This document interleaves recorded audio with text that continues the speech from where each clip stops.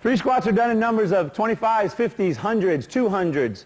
Do not go above 250. If you're doing more than 250 squats in a repetition, you're just going to wear your knees out. Take your time, do it slowly, do it smoothly, and breathe all throughout your exercise.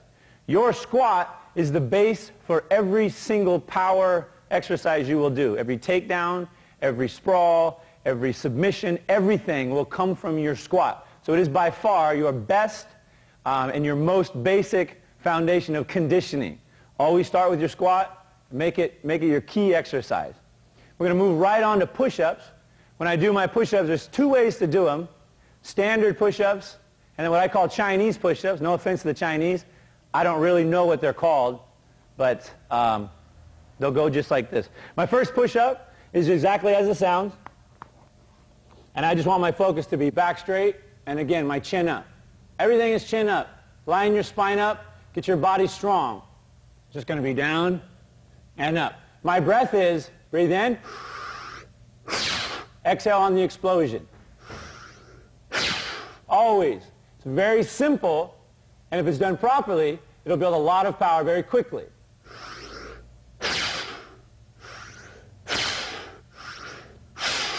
For those of you that aren't that strong, you can go to two knees. Two knees will always help you. It'll take some of the power off your upper body, some of the weight off of it.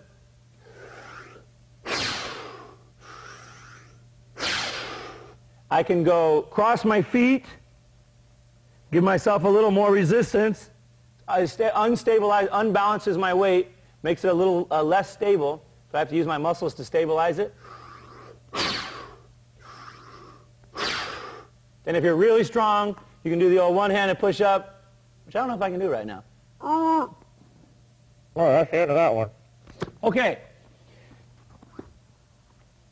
So the next one we'll do, we're going to do the Chinese push-up, and it's a variation of my push-up. It's just going to add more elements of controlling my weight and more elements of using the flow of my body. And it's going to look just like this. I'm going to go shoulder width apart on the hands, very wide on the feet, and I want to start with my weight set back because I'm going to roll all the way through my push-up. My breath, you'll hear it.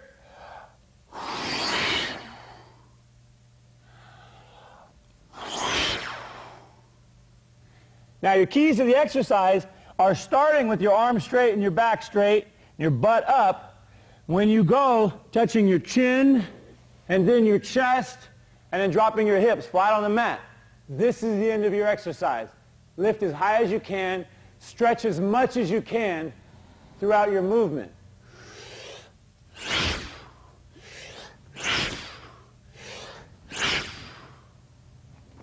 So those are my Chinese push-ups. Slight variation to the regular push-up, more of an advanced exercise, but again the same, conditioning for your arms, shoulders, upper neck, upper back, chest, low back, and when you do the Chinese push-ups, the outside of your hips as well. All right, our next exercise will be sit-ups, and we'll do a combination of sit-ups, our most basic being crunching of the body, bringing everything together, contracting the body. Then we'll do some advanced sit-ups and some sport-specific sit-ups tailored directly for grappling and or fighting. So let me start. Let me bring little Dan in here. He's one of my assistants, little Danny. So we're going to start with just basic crunch. Let me get you sideways right here. And my basic crunch is just this. All I'm really trying to do to work my abdominal muscles, to strengthen this belt of muscles around my midsection, is I need to breathe my air out and contract my abs completely to get a full contraction. So all of my exercises are going to do that. Focus on the breath. Focus on the contraction. Remember, working your abdominals is just a breathing exercise. So every single exercise should just be an exhalation of all of your air, every time. So we're going to start basic crunch. We'll go 90 degrees here. Go ahead and put your hands up here like you're blocking a punch. And it's just going to be, that's it. Nothing more, nothing less. When you do your crunch, keep it very simple and let your breath be the focus of your exercise. So my basic crunch. We'll take it one step further, add some resistance to it. We're just going to take these and stick them straight up. It's just going to add this much more to it. Same thing.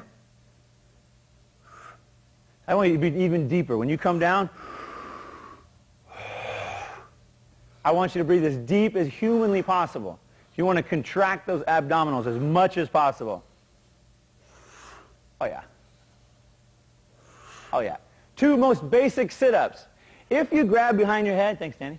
Go and jump out. If you grab behind your head and you start pulling on your neck, you're going to jeopardize the structure and the strength of your neck. All of your exercises, you should be chest up, chin up, body straight, with your alignment in line. That way your power is pure. Anytime anything's tweaked, turned to the side, bent down, your power source is not pure. Your circle is not strong. Somewhere there's a lip, a dip, somewhere you don't have the strength. So line up your body completely for every exercise that you do. Second one we're going to do is, I'm going to do my guard, what I call a guard sit-up, and it works exactly the same way. I'm going to start here at 90 degrees, protect my face, but I'm going to bring my whole body up here when I go. Now this is a fighting position where I can do all my turns and my attacks and my submission locks and everything else. I can drill the technique, the fighting position, and do my sit-ups all at the same time with one breath.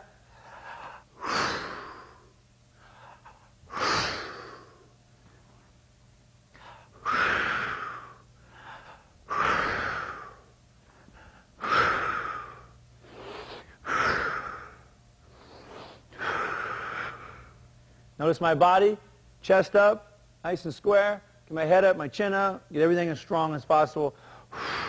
Breathe out all of that air. That's the focus of all of my abdominal exercises. The last one I want to do, I call them breath ups. I'm not even sure if there's a name for them, but they're essential for learning to breathe, for learning to explode your power, and for working your lower abdominal muscles. This one's a little difficult to do.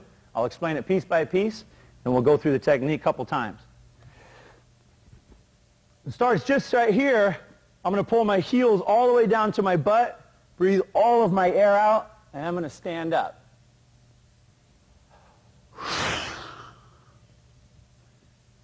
This one has to have a straight back, your chin up, and you have to be breathing your air out. If you don't breathe your air out, your abdominals will not contract, and you will not get up.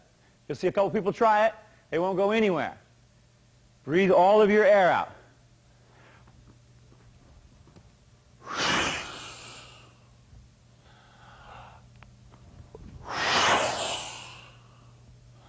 Make sure you come all the way up. If you really want to add an extra oomph to your exercise, you can come all the way up on your toes and reach.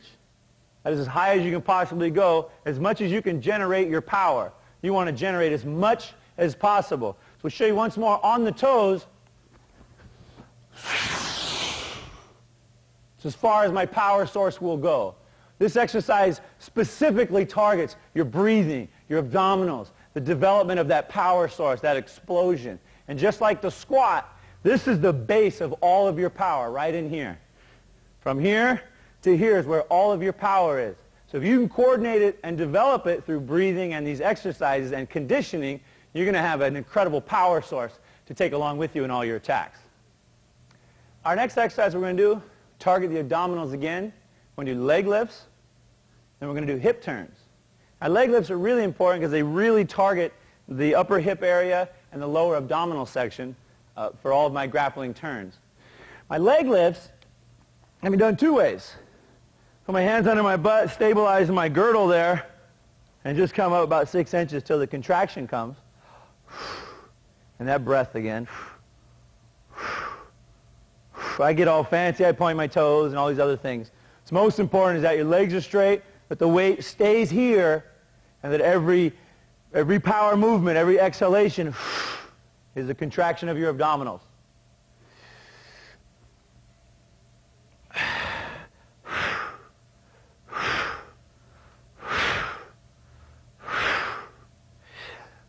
Now the more advanced one, once you become conditioned to those, are going to be without your hands. We'll put the hands in the same position out to my side. It's called the iron cross. And I'm going to do it without supporting the girdle, which will just make me contract harder and build those muscles harder to stabilize them. It's going to be the same movement, but it's twice as difficult without the support of your hands.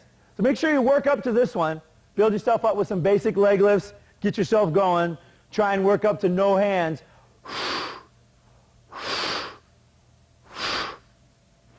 The key to your lower abdominals is they're hard to target. There's really very few exercises that directly works them, and there's so many secondary muscles that'll take over before they really get fatigued. So this is one of those exercises that directly targets them if you're doing it properly. If your legs are straight, you have some support, and you're breathing and not resting, you'll be able to fatigue those, which means next time they'll come back stronger. My next exercise is same situation, same area of strength. It's my girdle here, my hip power, my hip turns. We're going to do hip turns. And we'll bring Big Danny on for this. Come on, Danny. The key to my exercise, again, is the breath, the alignment of my body. Let's get you right here. And let's get you right that way. So remember, we're going to start 90 degrees, iron cross. And what I want to do is I want to turn my hips completely over. And my theory is if I could turn my hips over and touch them on the mat, that would be as far as my power could go. So we'll start slow, just warm it up, little by little, and just let it drop. Now what I'm doing here is I'm warming up my back. I'm stretching out my sides. I'm getting my hip flexor muscles going. And I'm getting my air coordinated with all these movements. What I do not want to do is lift my hips up. They should just roll across the mat the whole time, and that be my work. Now bring the knee higher. So once I get warmed up, I'm going to start bringing that knee up as high as I can. And ideally, I'd want it to touch my elbow. That's pretty far, though. So we're just working to touch the knee. See if you can get that knee to touch the mat? Now you'll watch his upper body want to follow it. It wants to come with him and finish this movement. We don't want it to right now. We want to make it stay down. The exercise is just here. Let's add a little speed to it.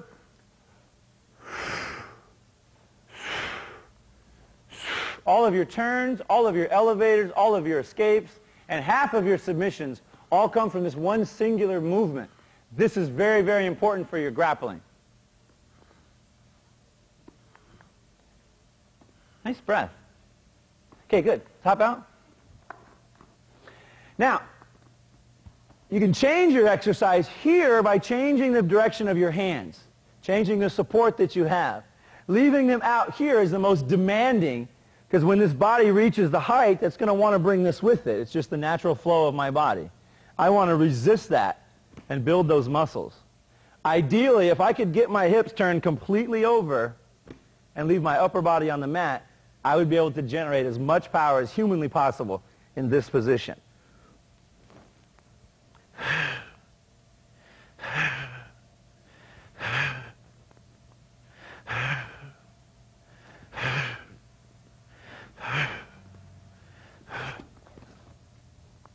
So hip turns, very, very sport specific for grappling, for any of the ground arts, for any of your kicking, anything where you turn the hips, turn them over, and generate this power source going across.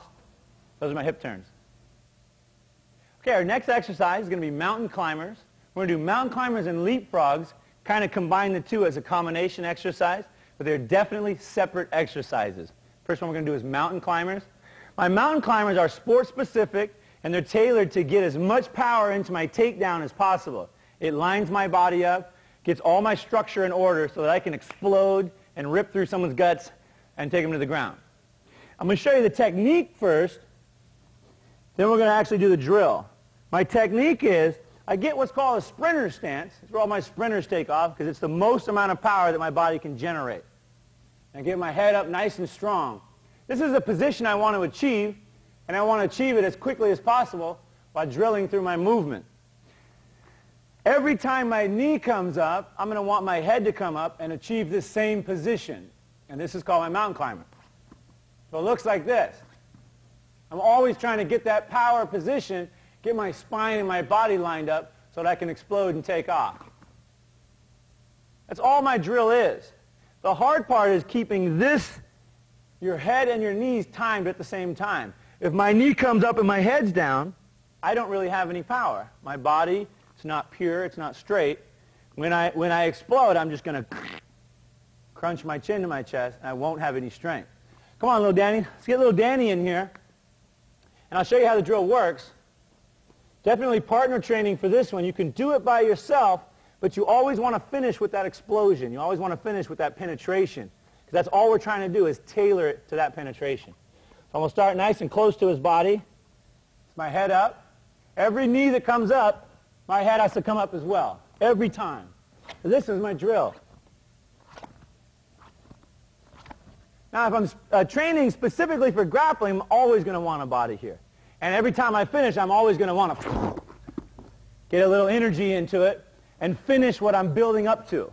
All the time, I'm finishing what I'm building my technique up to. If I don't have a person, I just want to drill it yeah, we're just going to drill it. I'm going to drill it slow. What I want your focus to be is make sure you're on your toes. Make sure your head's up when your knee's up. I'm going to go through and pick your body apart. So go ahead and go nice and slow. So the hard part, again, go ahead and keep going. The hard part is coordinating that flow of motion. When the knee comes up, the head comes up. When the knee comes up, the head comes up. That way, when you get ready to shoot, you're 100% in line. You can immediately attack and flow right through that person. It builds hips, abdominals, mid-back, low back, your triceps, and your shoulders as a conditioning exercise. Is it getting hard? Thank you, sir. So be sure that when you finish, even without a partner, when I finish, I want to finish here, strong, and I want something out of it. Maybe it's a little explosion. Maybe I just pop up really quickly. But I want to finish this exercise with some sort of power, with some sort of breath. Every time I come up with that head, I'm going to breathe my air out. Every time I come up with that knee, I'm going to breathe my air out. So that was my mountain climber exercise. We're going to move on to the leapfrogs. The leapfrogs are, again, partner training. You can do them by yourself, but first you need the technique. So let me bring Big Danny on for this. Okay, so we're going to need you right here. Your head up. Okay? And grab your knees. There we go. I'll take that. Okay. My mountain climber exercise is very simple. All I'm really doing is jumping over his body and turning through his legs. The important part is I need to make this movement as efficient as possible, as fast as possible, and make my turns as sharp and as quick as possible. That's why we drill it. That's how I get in shape, and I add this exercise for that. So go ahead and put your head down just a little bit.